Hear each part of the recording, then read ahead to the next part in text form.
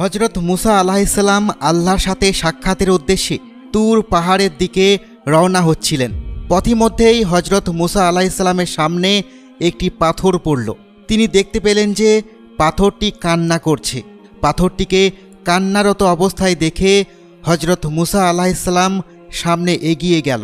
তারপর মুসা নবী পাথরটিকে জিজ্ঞাসা করলেন, হে পাথর, তুমি কান্না করছো কেন? তোমার কিসের কষ্ট? তোমার কি সমস্যা হচ্ছে? আমাকে বলো। তখন পাথরটি কান্না করতে করতে হজরত মুসা আলাইহিসসালামকে বলতে লাগলো, হে নবী, আমি এই কারণে কান্না করছি, কারণ আমাকে জাহান্নামের আগুনে জ্বলতে হবে। কেননা আল্লাহ তাআলা বলেছেন তিনি জাহান্নাম পূর্ণ করবে পাথর এবং মানুষের দ্বারা। হে নবী, আমি জাহান্নামের আগুনের ভয়ে কান্না করছি। আচ্ছা, আপনি তো আল্লাহর পয়গম্বর, আল্লাহ তাআলা তো আপনার সকল কথাই শুনেন এবং আল্লাহ তাআলার সাথে আপনার কথাবার্তা হয়। আপনি দয়া করে আল্লাহকে গিয়ে বলবেন তিনি যেন আমাকে ক্ষমা করে দেন। কেননা তিনি যদি আমাকে ক্ষমা না করেন তাহলে আমাকে মানুষের সাথে সাথে জাহান্নামেও জ্বলতে হবে।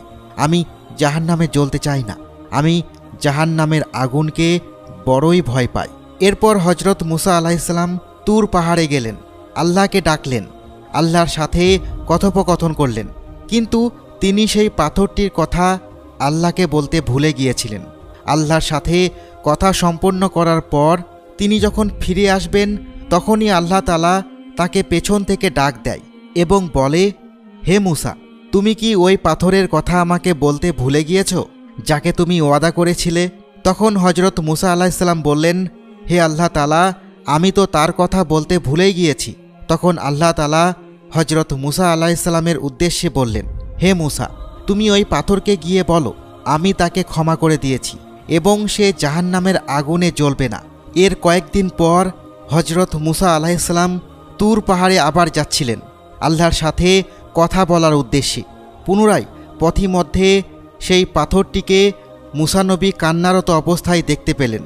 হজরত মুসা আলাইহিসসালাম তখন ওই পাথরটিকে জিজ্ঞাসা করল, আল্লাহ তো তোমাকে ক্ষমা করে দিয়েছে, আমি তো তোমাকে সুসংবাদ দিয়েছি, তাহলে তুমি আবারও কান্না করছো কেন? তখন ওই পাথরটি বলল, হে নবী, আমি সেদিন কান্না করছিলাম জাহান্নামের ভয়, কিন্তু আজ আমি কান্না করছি আমার আল্লাহর রহমত দেখে। তিনি কতটা মহান হলে আমাকে ক্ষমা করে দিয়েছেন, আমি সেই সুখেই কান্না করছি। সুবহানাল্লাহ। আল্লাহ তাআলা হলেন পরম দয়ালু।